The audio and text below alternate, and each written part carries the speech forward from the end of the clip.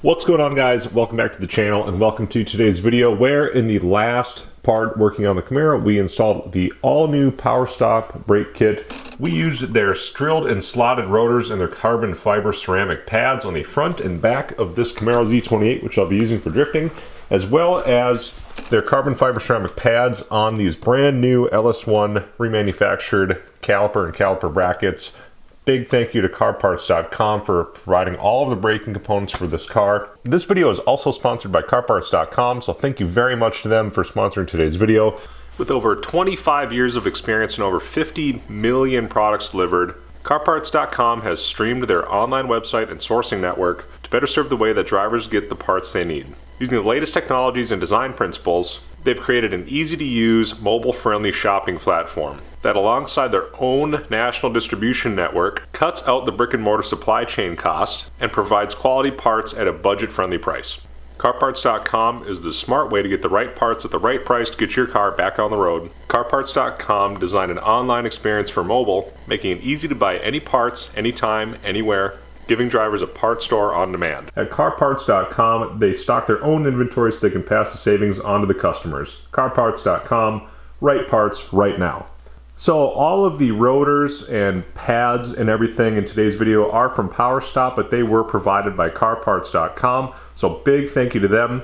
Let's get right into today's video. So if you want to pick up the same parts I've been using and follow along and start a drift build of your own, this is a good way to do it. As always, there will be links in the description of all the parts used in today's video. So let's get right into it. We started the Hydrobrake installation and we upgraded the brakes on the car. The rear pads were pretty much totally worn out and both front and rear rotors were starting to rust and get pretty corroded. Had some front pad life left, but we've got a much better pad compound in there now. So hopefully when those babies are getting hot drifting or autocrossing or whatever I may be doing with it, they'll actually hold up to the abuse and I won't have any brake fade issues, and they'll hopefully even improve as it's driven. So now that we're on part two, what we need to do is get the Hydrobrake handle and the base plate all mounted in the car. I'm gonna have to take out the center console.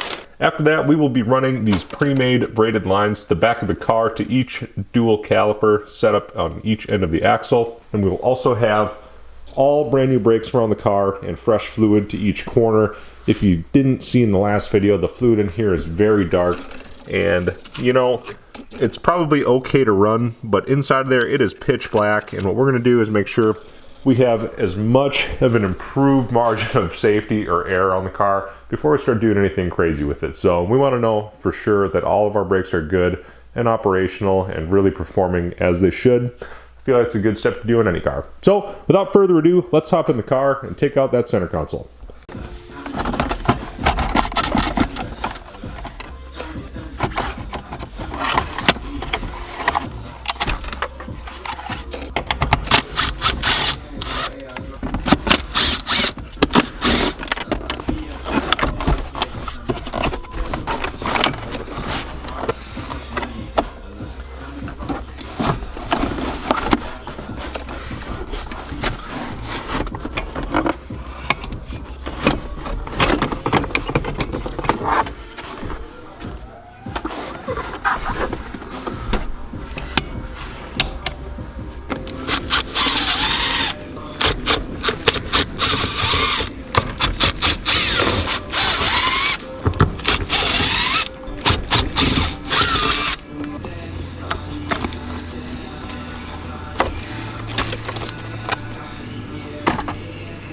Alright, so you can see I've got the Hydrobrake bracket all mocked up in here. All the holes seem to line up really good. I might need to add or elongate one or two or whatever. They seem to be a little bit undersized for the hardware that's sent in the kit. But the first thing I'm noticing is I'm gonna have to trim out a bunch of carpet right here and insulation on the driver's side, kind of by your right knee. So you'll notice that when you put it up, there's gonna be some trimming to do. If you have the seat pretty far forward, it's gonna bump into this a little bit, but you know, these cars aren't made for these, and overall I think it does fit pretty good, all things considered, because that's a lot of stuff to package in a very small area. And allegedly when we're done, it's going to retain the center console. So what I'm going to do is trace this out with a Sharpie, then I'm going to get to cutting. I'm going to try and get this to settle all the way down on metal, all the way around this thing, and then yeah, pretty much go from there. So wish me luck. I'll have to do a little bit of metal flattening right here by the looks of it. there's a raised area right here, and it shall be flat. So after talking to him, I can see what he was talking about, flattening this little area so this whole plate sits flat. If I want to retain the shift boot, I will need 2 people to do this. There's just no way to do it with hardware and nylock nuts and whatever, so this is going to be a 2-person thing unless you have 8-foot arms. So I'm going to trace this, then I'm going to get to cutting, and I'll show you guys what's up when I come back to actually fit test this.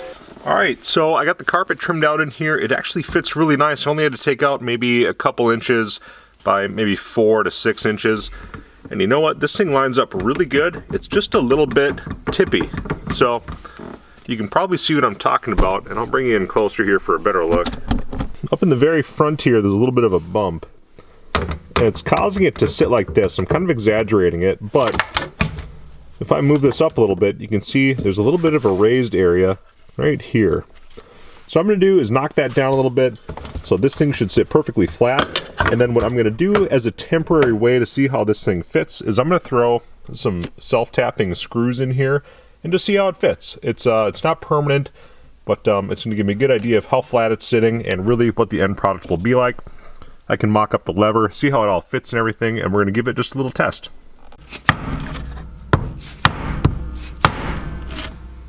That probably about did it, to be honest. It's not going to take much. This is thin stuff.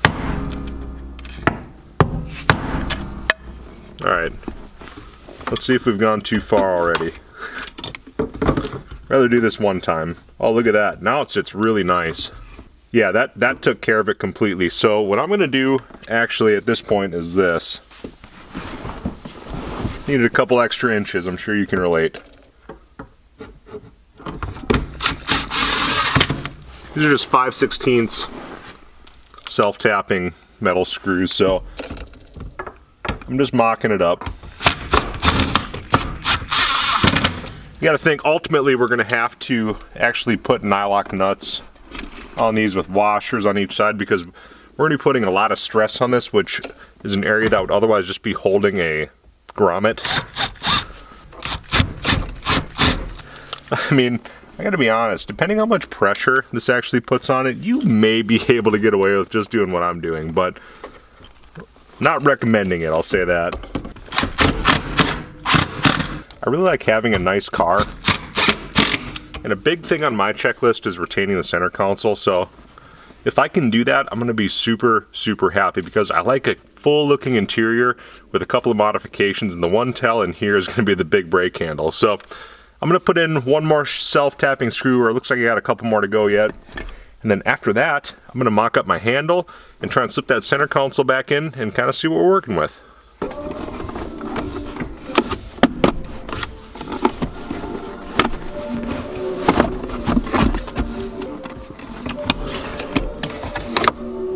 That fits great.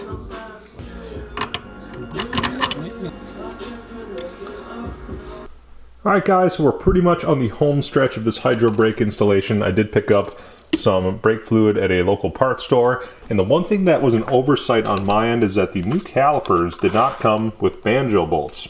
On 98 to 02 F bodies, they have a dual piston front caliper and a single piston rear, and the front calipers call for an M10 by 1.5 millimeter Banjo bolt. The rears are an M10 by 1. So I got part number 14100 Banjo bolts from Dorman. These are the M10 by 1 inch Banjo bolt necessary for the back. And you know, this is my fault. I guess a parts manufacturer is going to assume that you're just going to reuse your Banjo bolt and like your caliper bolts and all that stuff because it should be good. But they were kind enough to include these new copper crush washers, which is awesome. So this is a complete kit. I'm super happy with it. I just forgot to order these with it. That's my bad. So what I'm going to do is land my lines. Once that's all done and operational, I'm going to bleed the rest of the brakes on the car because, as I said earlier in the video, the brake fluid in here is really old. It's just black and nasty. So what I want to make sure is that the brakes on this car are tip-top and we're not going to have any problems. So enough rambling about that. All my brake lines look pretty good, brake hoses and everything, so I don't have much concern for any of them, but I do need to finish out the installation. So what I'm going to do is assemble some of these Banjo bolts and hoses on the back of the car, get them tightened down onto the calipers, and start bleeding the system. So this is going to spark many questions. How did you run the lines in here? And way up inside of the shifter boot, wherever it comes through the transmission tunnel, is actually where I ran that hard line that you can see. Well, the braided line, as I guess it would be. I took that braided line and I tied it all the way down the fuel and brake line harness area, pretty much with zip ties, to the differential. And you know what? I put it right above where the other T fitting is. And you know what? It actually fit great. So that's the perfect spot to land that T fitting, is right above there where the... Right up here is where that T fitting landed. So it actually branched off to the driver's side and passenger side brake caliper from there. And it fit absolutely perfect. So I'm really happy with the length of the line kit. They seem to fit really, really well overall. And yeah, no complaints here. I'll show you each end, how it kind of ended up, but it's pretty straightforward. You'll find your way when you go and actually do this. On the driver's side, I tied to the parking brake cable right there. And then on the passenger side, I did the same thing. So they must have followed effectively that route to get this done. But on the passenger side, I did pretty much the same thing, and it fit the exact same. It fit very well. So I'm pretty happy with the cable kit.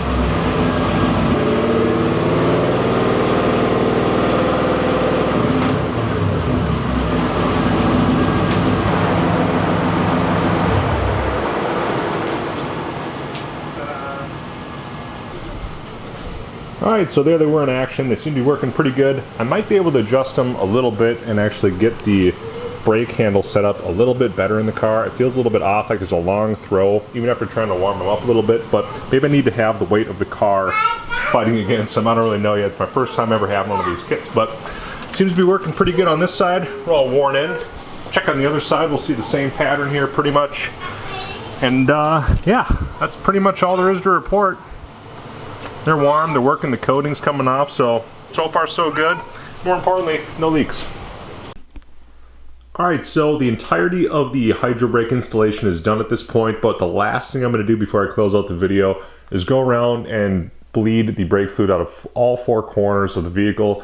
The first thing I'm going to do is go into the master cylinder and siphon out the black brake fluid that you can see in there. It's super, super dark. So I'm going to start with some fresh fluid and draft that through the lines. I'm not going to be able to really clean the housing that well, so you may see it as dark, but I'm going to get out the majority of the old contaminated fluid. I'm sure a lot of guys know, but I'm sure just as many don't know, that brake fluid is hygroscopic. So what it does is it absorbs moisture. So over time, with your cap being open or through heat cycling, you'll get condensation in your brake lines or in the reservoir or in your calipers.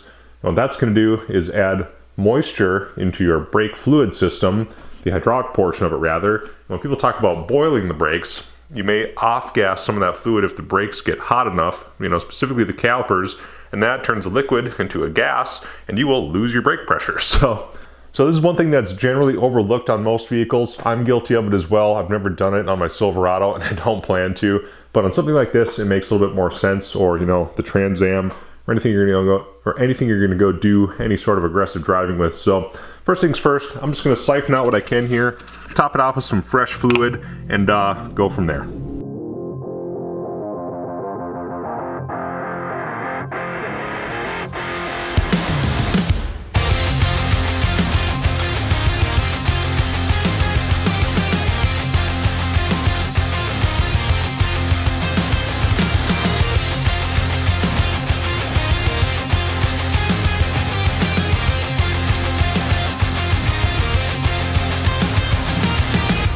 I've been feeling the shadow.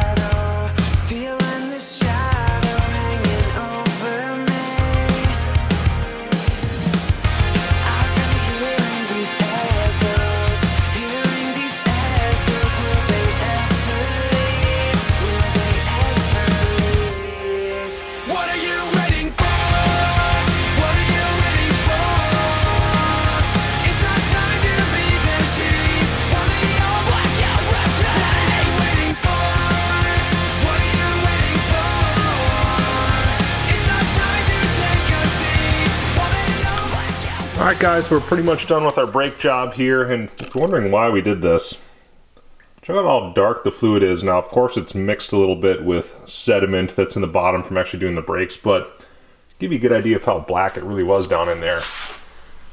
This will give you a better idea. So obviously the more I mix it, the darker it's getting, but suffice to say, the fluid here was very dark, and that was well worth the time to do, because now we know for sure that out to all of our OEM brake calipers, from the master cylinder through all the lines, through the ABS block, and everything, we've got fresh .4 fluid, which has actually a higher boiling point than even the .3 would be that was recommended and probably in the system. So we have a slightly better fluid.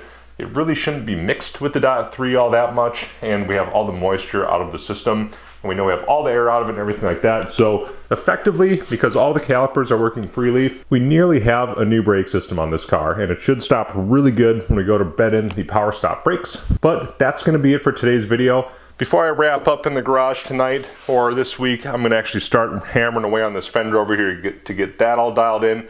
I do have to order an AccuSump sump for the car, and a couple other small things, including a catch can from my favorite vendor, Mighty Mouse. And just gonna make sure that things get dialed in. So this thing is gonna be as safe as it can be, because in all reality, it doesn't need more power. I do need to make it last. So next step is making the engine last, making the car look a little bit better. But until that point, I wanna give carparts.com one more huge thanks and shout out, because without them, today's video would not be possible. If you're interested in the Hydrobrake setup on the car, once again, it is from Duncan Performance. There will be a link in the description. If you want, you can also find them on Instagram. But otherwise, this is going to be the first install video on this kit out there for F-bodies. So you guys watching this now, you're in at the very start of this stuff for F-bodies. And other people have done this stuff before, drifting. A couple other guys recently on F-Body Empire have posted a dual caliper setup, and I've been tagged in it, but it may even be the same kit. I'm not entirely sure, but it does appear to be the same. So if you want to get yourself a dual caliper setup, or replace your pads and rotors, or replace your calipers that are seized up with any of the stuff in today's video, there will be links in the description with part numbers and all that. So until we can take a ride on this thing and go start sorting it out, we're going to keep working on it, and I'll see you guys in the next video.